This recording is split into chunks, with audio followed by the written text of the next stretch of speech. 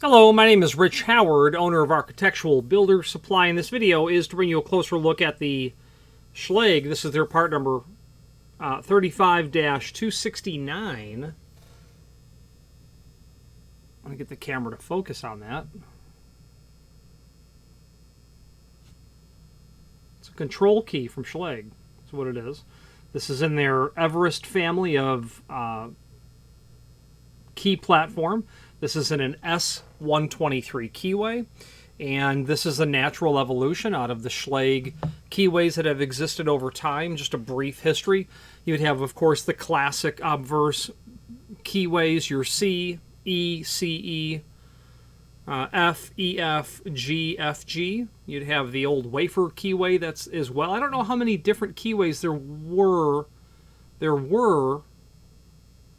of the wafer keyway. There were. How many existed? I'll show you a document where you can look that up if you like. Then, of course, you have your, in the late 80s, the Primus came out. The Primus has evolved. The Everest came out. The Primus and Everest have come together. You've got the evolutions of both of those platforms. Okay, this is a natural evolution of the Schlage family of keys. This is an Everest key. Why would Schlage go to an Everest key versus a classic C keyway? Well, first of all, everyone has the classic C key. You can get that key cut anywhere, and I believe doesn't really serve to further the distinction of the brand. And evolving their key line, of course, is necessary to evolve their brand. The Everest is not only different keyways, but it has some additional technology that's happening here as well with this side bit cutting that exists right here. And that does a very particular role, and let's talk about that. And the Everest platform basically adds a second shear line that needs to be met, basically. There's what's called a check pin inside of the cylinder. That check pin is lifted by means of this undercut side bit milling that's occurring here. So when you insert the key, you have to satisfy the shear line here, but now you've got to lift that check pin, and if you don't satisfy both requirements, the key won't turn. In fact, you won't even get a standard key to go into an Everest cylinder because it has a requirement of some undercut milling that's there, which is everything that's happening here. Okay, really great evolution of the platform of Schlage cylinders and keyways is going to help reduce the amount of potential for random key duplication, unapproved key duplication. It's not a restricted product. Someone could call us up and order this, and we would be able to sell this to them with any compunction. But you may not walk into the local cobbler and get this key cut, is the bottom line. Now, this is a control key. The world of interchangeable or removable core, whether it be small format, full size, or large format. The control key is what allows you to insert and remove that cylinder from its housing. Whether you're talking about Medico or Sargent or Yale and Schlage are extremely similar in their concept for control keys, or if it be Corbin Russwin, it could be multi-lock or bi-lock, ASA, Abloy. All these different cylinder platforms will have some mechanism by which to insert and retract or pull out, remove the core. Schlage has this extra tip that's here. This key blank is actually longer than the standard blank. And that is a certain cut. I believe it's a 6. Don't quote me, it might be a 7. So, and there's a pin inside of the cylinder so that when you insert the control key and you satisfy the shear line here, and you've got the undercut milling so it satisfies the requirement of the check pin, that little tip is going to push that pin to a point where there's a third shear line that's satisfied, allowing a pin to retract so that you can remove that core or put it in the core, turn it 15 degrees clockwise or about 15 degree clockwise, then you can insert the core back in. You can take this key and turn it into a standard key like a 35-270, but you can't turn a non-control key into a control key because there's more material here. The Yale is similar in the sense that if you have a 6-pin system, you're going to use a 7-pin blank and then cut your bitting onto that longer key blank. It's just a longer key blank. Schlage's are, Schlage has a, it's just not a longer key blank completely. That doesn't ride all the way out. It has this cut to it that's right here, and that will satisfy that 6 or 7 cut that's in that position, in that 7th position, basically. And that's how Schlage works. Now, what's nice about the Schlage platform of having a control key that is longer means Schlage's system, and Yale for that matter, does not have to contend with losing some of the theoretical change keys that would be generated in the system, because you don't have cuts vying for, you don't have a control key cut vying for space of the potential cuts in all of your chambers. It's a longer key, and you're just pulling a pin back. You don't have to sacrifice hundreds or thousands of potential theoretical key combinations because you have to pin it in such a way. For instance, Medico is a system by which there's a control key, and in chambers 3 and 4, you have to cut the control key and increment 3 different from the operating key or the TMK. The point of that is you really would not progress those chambers, even though I understand that it can be done. They discourage it. You do it only when you have to. But the point is you lose a substantial amount of potential theoretical key changes. And potential theoretical key changes is no problem in the world of Medico, that's for sure. Because they have their depths, and then they have 4 center and aft, okay? For their, they have their, let's see here now, they have their KBS, no, KBQ, MDS pins. You've got the first 3 are going to be considered, oh, here's what it is, forgive me. You have 3 aft pins, and you have 3 fore pins and 3 aft pins. You've got left, center, and right. So in every chamber, for each of the depths that they have, for each depth, they have 6 they're not all possible, they're theoretical. But there is no shortage of key changes. So when Medico sacrifices those chambers when it comes to allowing a control key to work,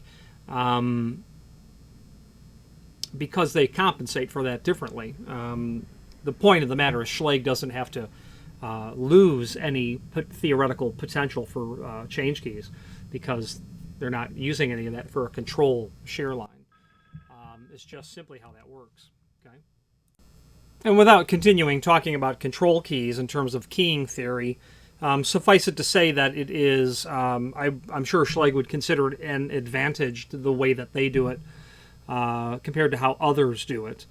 Now, you'll notice that this is a bow that looks, it's different, but it's still very similar to the original classic Schlage bow. It's a very heavy key, and is part of a family of different keyways, the S series. That is what's considered a commercially available set of keyways. Let's switch to the screen view now and take a closer look at some supporting documentation. Okay, so here are some images of what this key blank looks like. An end view, towards the tip, the back side, stamped control. The opposite side shows that undercut milling that's there. Now, below this video here is a link to the manufacturer's page. And that page is very handy because it will allow us to review encyclopedic documents. The first one I'd like to show you is the Cylinders and Key Blanks Quick Reference Guide. And over here in the Everest 29 is where we're going to find our conventional key blanks. you have a standard for the S family, the 35270. That's your standard key blank. Your 35269 is your control. The back of the 35269, the back of all of them will be just blank, except the 272, which are blank on both sides, which basically says, you know, on the standard blank, they're taking away the Schlage logo, making it somewhat perhaps more difficult for someone to visually identify. But you'd have to be awfully unfamiliar with Schlage to not be able to tell that that's an Everest, Everest 29, in fact. So S family is what we're dealing with. T family is something else. We'll talk about that in a moment. Another resource on this page that applies to what we're working on would be the Everest service manual right here. Everest full-size cylinder service manual. This is a deep dive into the world of Everest. And the cliff notes of that is a little bit of history on the keyways itself. The Everest 29 was introduced in 2012 with a new undercut design that is patented until 2029. The S and T families are backwards compatibles with what they replaced, which was the C family, in terms of it being a standard Everest, or an original Everest. The Everest 29 has that preparation in it as well. And, you know, they mentioned a redesign to the undercut milling. You can kind of see here where the original Everest and the replacement are different indeed. So this key is going to go into the old Everest, but these key blanks will not go here, is the bottom line. The check pin I mentioned, some evidence there on the bottom of the cylinder. You'll want to be mindful if that check pin is there. If you rekey these, that check pin will come jumping out at you a little bit. Not too much to be scared of. It's just a spring in this little finger pin or this check pin. You can study this document more, especially here, to see how all that works. So let's get to the heart of the matter. The control key obviously is for use with the interchangeable core system. That cut that is in that what would be a 7th position is ultimately going to push this pin up to where it will retract a pin that's on the opposite side of the Bible. If that's the correct term for that, I believe it is. Now, the depth and spacing chart for our Everest is here. Should you need to know about the locksmithing perspective of how to pin this material, this document would be quite important. Cutting keys on a ProLock Blue Punch. The S family is here on this page. We'll give you an overview of the different key blanks that are available, which we've touched on in the other document, but then shows you the Multiplex family. And again, we're dealing with an S123. So we're right here. 2, 4, 6, 8, 9 keyways that participate in the multiplex structure, and then this simplex keyway that's here. So this client ordering an S123, that's not unusual. That's just the standard, you know, common keyway. If you don't specify, that's what's going to be sold and shipped to you in a lock. If you want an Everest keyway in a new Schlage lock, they're going to send you an S123. You can specify other keyways if you wanted to be less common, even improving the possibility of someone cutting the key without authorization. This is what's called a multiplex structure. These are cylinders. Up over here are multi-section blanks. That's an all-section blank. So the S230, the S120 will both pass this, as will the S200.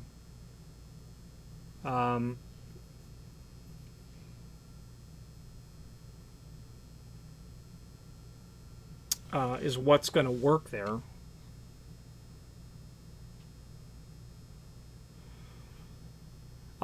And as will the S100, that's going to cover that, but the S200 won't get over to these keyways over here, whereas that S000, that all-section blank, will operate everything, including the S345 simplex keyway is the proper term for that. It's a simplex keyway. It does not participate in any of this shared multiplex structure.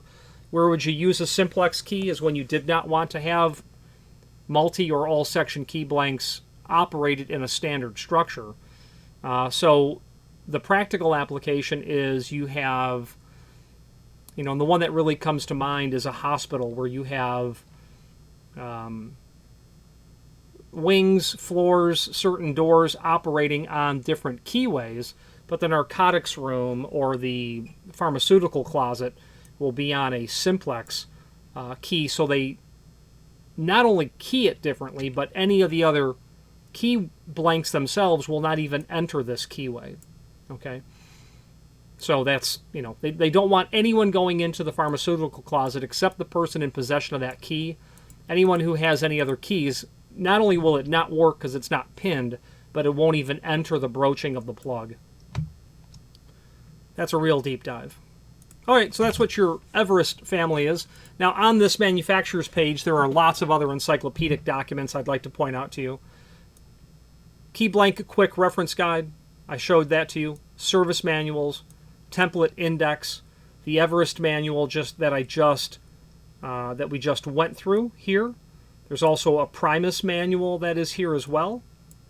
Lots of other encyclopedic documents. Full line catalog is here. Link to the manufacturer's website is here. Speaking of that full line catalog, we have a couple of old catalogs here, 1982, 1972. Now, that wafer style, I just opened up the document called 1959 Wafer Lock Service Manual. This document will certainly allow you to understand this long discontinued wafer style lock system, and there are lots of these that still exist up in the, I don't know that I would say New England, but I know in Vermont, Maine, there are locksmiths out there who routinely service these old wafer locks. And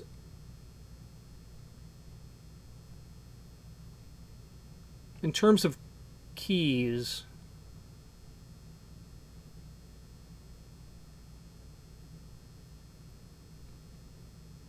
so there are different key blanks.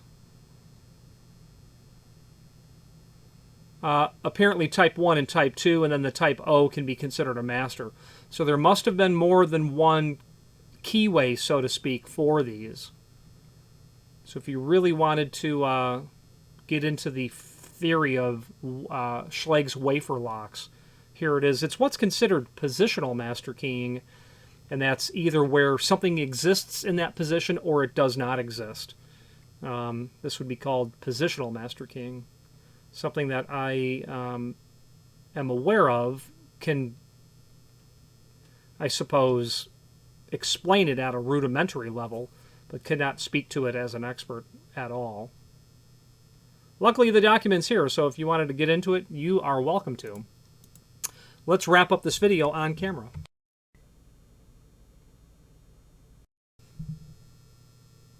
Okay, in conclusion, very nice quality product from Schlage. That's always going to happen. Not only great quality products, but great quality technical support. They tolerate the several and many questions that I send their way.